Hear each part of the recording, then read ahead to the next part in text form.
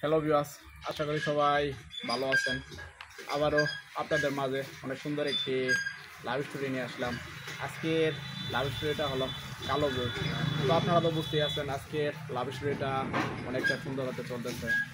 তো আমাদের পাশের এলাকার একটি মেয়ে ছিল, তো সে দেখতে অনেক সুন্দর ছিল, তবে একটু কালো ছিল। তো কালোটার কারণে তাকে অনেকটা সুন্দর লাগতো। তো এই কালোর কারণে তাকে আমার অনেক ভালো লাগে।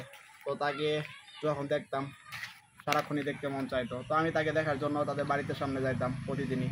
তো এরকমভাবেই কিছুদিন চলে। তো হঠাৎ করে একদিন তাকে আমি রাস্তায় একা পাই। তো ওই সময় আমি তাকে বলি যে তোমার সাথে কিছু কথা বলবো। তো সে রাজি হয়ে যায় কথা বলার জন্য।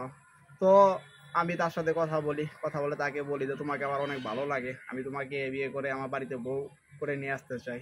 তো সে বলে যে তার পরিবারের সাথে কথা বলতে। তো ওই দিনের মধ্যে আমি আমার বাড়িতে চলে আসার পরে আমার বাড়িতে সবার সাথে কথা বলি।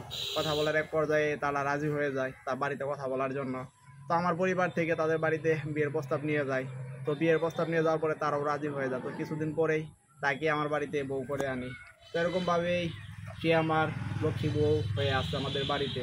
সে এখন আমাকে ছাড়া কিছুই বুঝতে পারে না।